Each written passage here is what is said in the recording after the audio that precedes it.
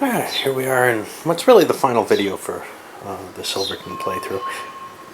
2 remaining turns. I've been doing about 2 turns of video for the most part. I think I may have slipped 3 in once, and certainly some ones. Mainly, everybody's jumping on that deck, looking for one last grab. There isn't anything fantastic sitting out there. Ooh, except for that hot sulfur springs. I didn't do player green. Yeah, he wants that. Well, he actually took his turn. He just didn't see that, I guess. Anyway, for the most part, a lot of coal is sitting out there that nobody wants to grab. Yellow kind of was considering the Gallup mine, but they went for Durango instead and chased everyone off that. But the other players are all hoping to grab that, silver mine that they're sitting on or whatever that can produce a great deal of money right now. Track lays, no one's adding track at this point except for yellow, who's building out to Tyrone, the card that red left out there. They're willing to chance and try to pull some copper out of that. Otherwise, though, we have a lot of track being pulled up: white, blue, red, purple. Red's not. I don't know if they have any they could, really. That's one of the problems. Everything that they've got very sparse track, really. A couple of places where they've got offshoots going to mines, but those are mines that are currently running. So there's nothing they can really yank up easily. Maybe next turn, who knows. They're fine either way. They're not going to win, though. Right now it's a race between yellow and purple. And, well, yellow's not ripping up any track. Why aren't they ripping up track? They have stuff to Pinos Altos. If they don't draw a Silverton card, and they're not going to, they might as well rip that track up. That's not doing them any good. Of course, someone else may draw one, in which case they won't rip that up. Maybe. Man, nobody can get there this turn or next turn because it's winter. So pretty much Silverton's a waste at this point. Alright. Well, and Silverton is a cool location, even though we've only seen, I think, 1 mine show up there. There are a couple more in that pile. It's not as big as Leadville, but it's probably the second biggest silver producer in the game. I'm not sure. Onward. Just as an indication of sort of the raw power, the copper, I don't know what they sold. Yellow went first, and they sold 7 copper, a couple of gold, and a pile of coal, along with their passenger routes. They made about $5,000 in commodities that they sold, and about close to that in terms of the routes that they have for passenger routes. I mean, they're pulling 5, 750, 810, 930, well over 1,000 there, but they had costs that they had to pay out of that for the new mines they were buying. They didn't take the Santa Rita mine yet. They dumped their copper. They're going to get it at a cheaper value. It might have helped them more to buy it at that point, but they had enough stuff to haul as it stood. And that's kind of the problem. They have enough mines. They don't really need this pile of copper sitting here, but it is worth something. So the question, maybe next turn, maybe the coal prices will be a little depressed and they'll not deliver one of their coal mines. One of their mines, the Pinos Altos lumber, went out of business, which kind of helps them make their decision, but they didn't deliver lumber this turn, and they've got some built up at Paxton Springs that they can pull through. So, there's this, well, I got 5 mines running and only 4 trains that I can take. So unless there was a depletion, it's kind of hard to justify buying that copper. However, we'll see. Alright, there was something more I wanted to say, but I don't remember what it is, so I'll leave it be. We'll go on to the second player, who's red here, and I'm not going to do these each in detail. I just wanted to show that. And here's the thing, too. They've got this question. To get to Cuba, they need to buy a train, and I think they're going to. It's going to cost $140 though. The Cuba mine or a snowplow. The Cuba mine. You know, that copper may not be worth more than a couple $100, and if they buy the Santa Rita copper, they don't really need it. So it's a really hard call. I think they're going to just not run their Cuba mine next turn. Chances are it's only going to produce one kind of cheap copper. Count on buying that Santa Rita if they want it, or just delivering what they have here, which is all pretty good. All right. They dumped their gold and copper because Cripple Creek Gold looks like it's going to go. And the Dillon Copper's probably going to go, and they just want to get the best price they can for the hordes they have on board, even if it depresses next turn's prices for them. So as we've pushed through this second to last turn, we're not completely done yet, but as I was doing player 5, first of all I started wondering, whatever I was talking about with yellow making like $5,000 on their passenger route or close to it, couldn't have been right. Now, maybe I cheated in their favor somehow, and in which case there's a problem, but I'm seeing 500, I'm seeing, over 1,000, but 500, 920, 200 more, 11 something, another 250, around 1,400. I'm hoping that's all I gave them. If I gave them, close to 4,000, well, there's a big problem. And if I did that more than once, there's a huge problem, and that would explain why they're winning. Their production is a little better than Purple's in terms of passenger routes, and their actual production is much better. Speaking of Purple, though, that's why I wanted to pull this video in at this moment.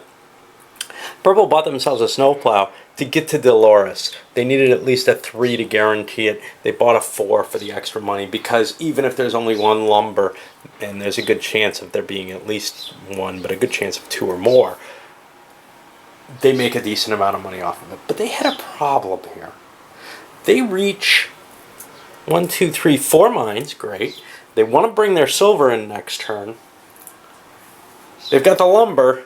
But now maybe they got too much coal, and they may not produce all of it, because they had to make the choice between buying the snowplow or a train. You can't buy them both in the same turn.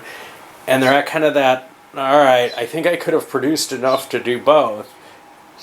With the price of lumber in Salt Lake City compared to the price of coal, lumber seemed like a better idea than hauling a lot more coal.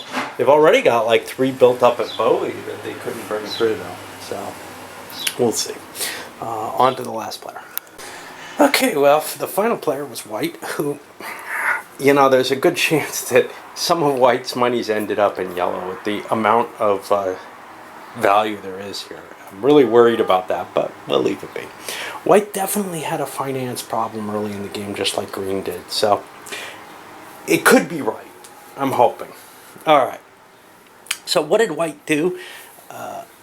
That's kind of exciting. Well, they dumped off their silver because the mine depleted, and their gold, more importantly. But they're the only person selling any silver. There's someone else who has some purple.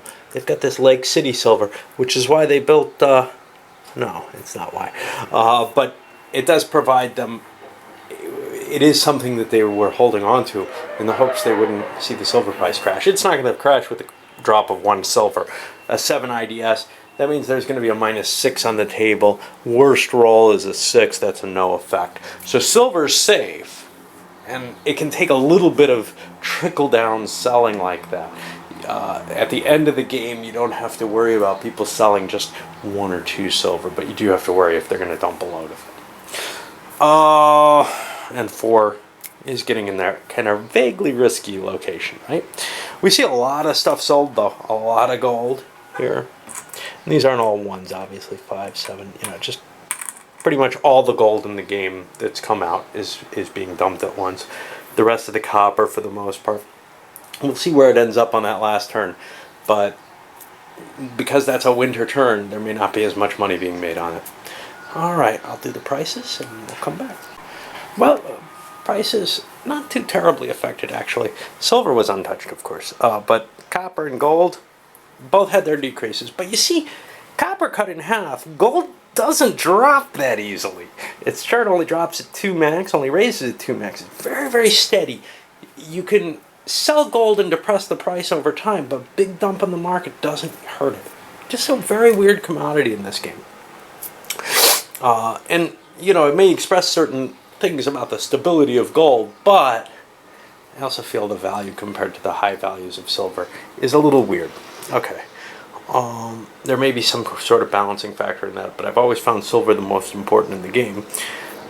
Lumber prices, we see some depression occurring because of that big stack that was sold, but coal is holding pretty steady with that IDS number. The lumber, you know, there were some bad rolls to cause that. Okay, so we're moving on into the very last turn. Well, I caught myself cheating again. I ripped up this track here that I needed to get to Lumberton. I had delivered stuff from Lumberton. Noting that I'm going to have white buy a snowplow so they can get through this Cuba track. They had the chance to do so. I'm not going to buy the big one. I'm going to buy, because the choice here is between +2 and +4.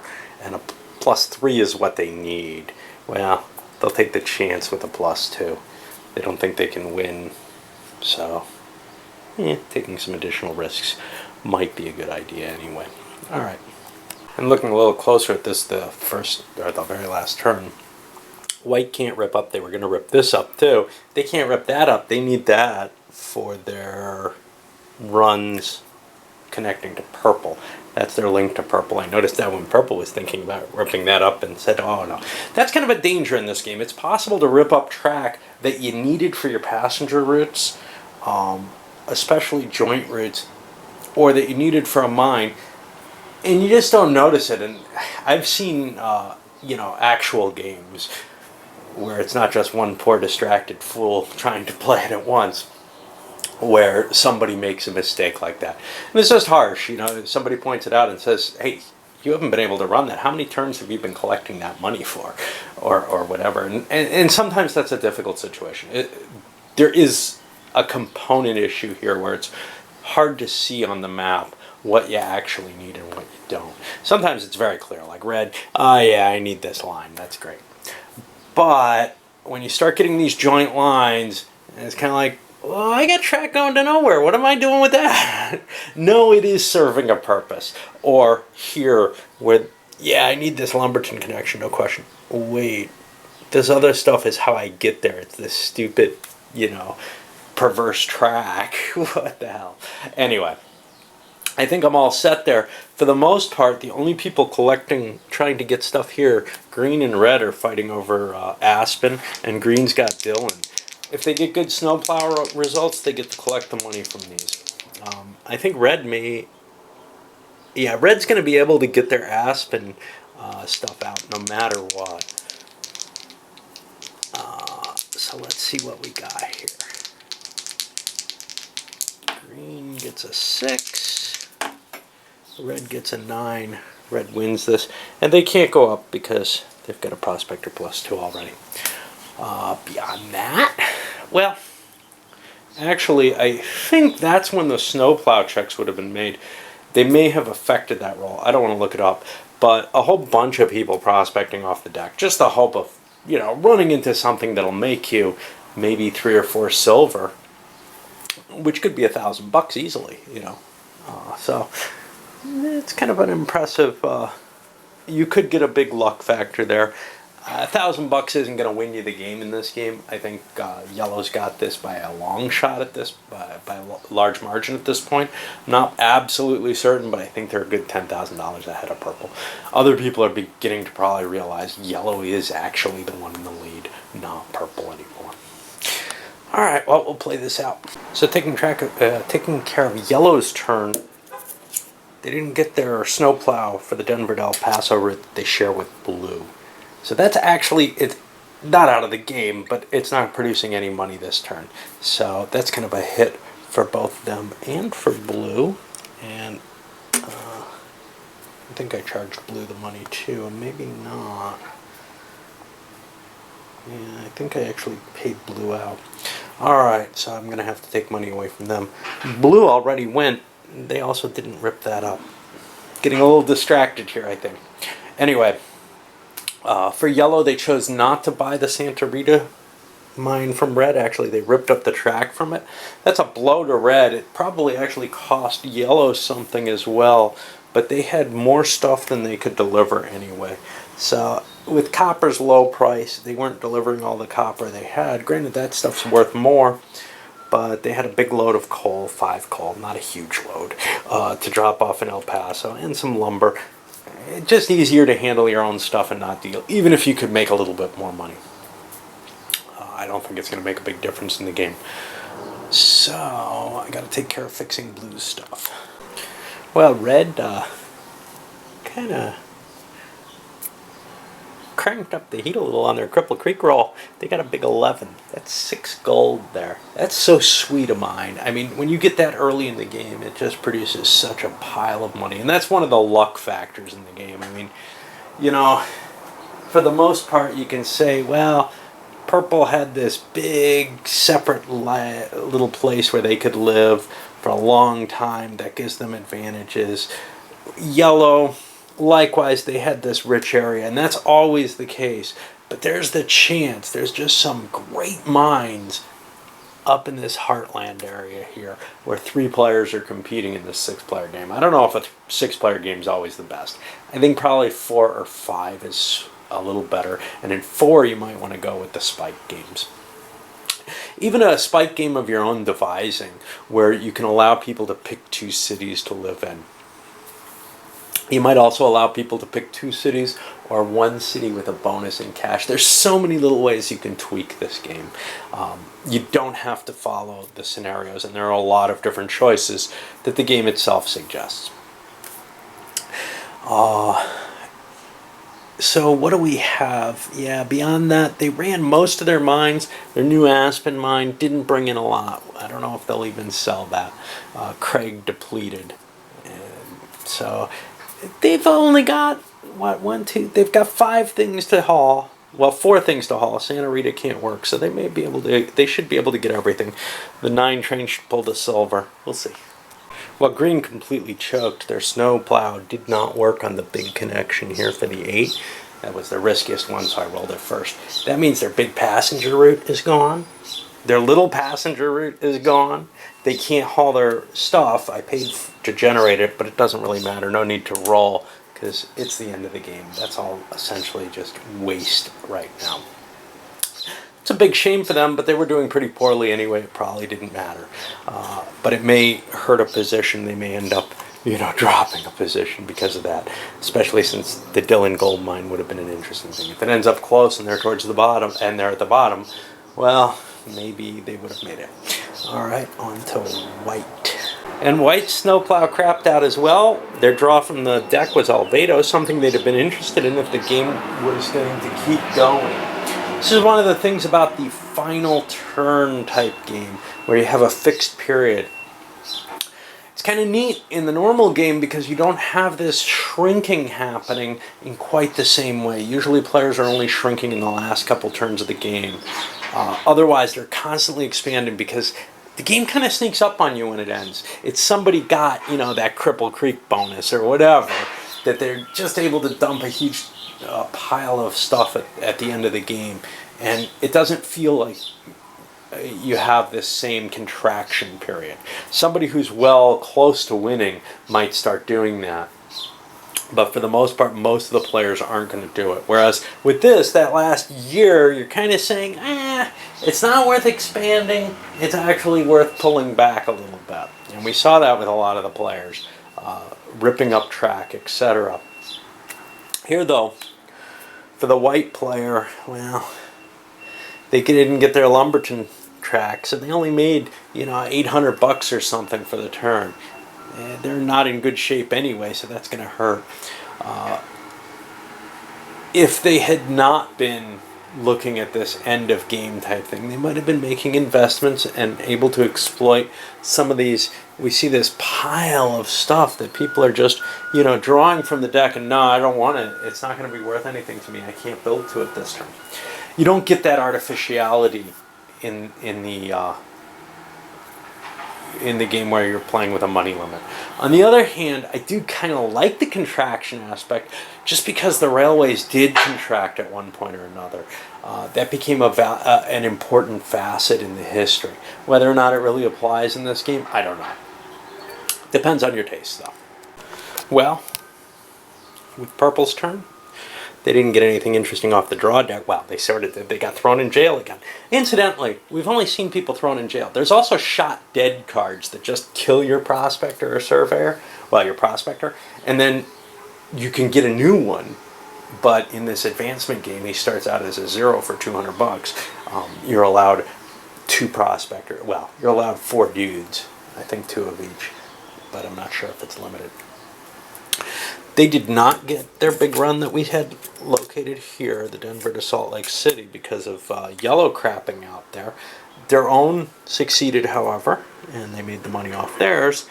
And they also were able to deliver whatever goods they liked, including their Lake City silver. They ended up delivering 1 coal less than Salt Lake City would handle, just because their trains didn't hold up as well. They could have made a little bit more money, maybe, had they had another train. And maybe they could have delivered more earlier turns too, but they don't have a lot of overage here, just a couple coal. That's not a big deal. I don't have to worry about the prices here. At this point, all I'm going to do is count up the money. And I'll probably end up spreadsheeting it, but that's not how we usually play this out. Usually we play it out, I got $5,000 bills. Can anybody beat that? And, you know, kind of doing a challenge down. Of course, that doesn't necessarily mean, you know, you have to trade in and get the biggest bills for that to work, right? And we're almost at the limit of $5,000 bills. The 24-turn game tends to do that. It tends to, you know, put the bank close to the limit, but there's usually enough money in 6 players even for this to work out. All right, I'll come back after I've calculated out what the money is. All right, well, the final totals are in. And it was not too far apart. Yellow indeed was ahead by about $5,000. $36,025 versus $32,325. Red and blue in the next tier, $25,340 for red, $22,585 for blue. And white and green in a real close race. Green beat white out by a tiny bit. A couple $100, $15,465 versus $15,290. Now, was I cheating against someone like white? I don't know. Sometimes it feels like I might have been. But when I look at the results, my first thought is, oh my, green and white were the 2 people who were starved early in the game. They ran out of cash and couldn't play. And it definitely makes sense that they'd be towards the bottom. Why would green be able to possibly beat white? Well, they kept a position on this, and they had 2 big runs at the middle of the game, at a point where white was still kind of struggling for money, actually. So, in a sense, this may not be too far from the truth. I may have stolen $1,000 or $2,000 from white, in which case they would have placed ahead. But, I may not have as well, you know. The one difficulty is trying to keep track of these dual routes. It's hard, you know. I see these, and I keep catching myself not having paid out at the right time. But then I catch up, right? And for all I know, maybe I catch myself and paid them extra. I don't know. I think that's unlikely, but it may also be unlikely that I actually missed any of them. Anyway, there's no question white wouldn't have been one of the leading contenders no matter what. We're not talking about a lot of money here. We're talking about maybe I missed a turn or 2, which is at most $1,500 a turn. We definitely see, though, it's bad to run out of money. It's also, though, hard if you're not grabbing the good stuff, right? You know, I mean, red did not run out of money. They set up a nice route. Blue did not run out of money. Granted, they got themselves stifled.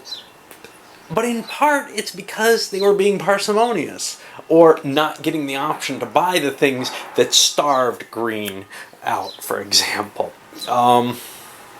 Yellow, well, they have this little rich area advantage. And I consider El Paso and Salt Lake City the two advantaged positions in a 6-player game. The problem, well, if you look at some of the different games that are options, and I think this 6-player version is not necessarily the fairest start. If you look at some of the starting positions in the 6-player game, well, Santa Fe disappears in the 5-player game. That kind of helps. It eases some of the pressure here, but it makes El Paso even more bonused. We get rid of the next one, and we're getting rid of the Pueblo route. That may be making things interesting, because the 4-player game, you got 2 people starting here. When we start looking at the spike scenarios, though, those stop at 4 players. Now, personally, I think you could play a 5 or even 6-player spike scenario, which might be a little fair.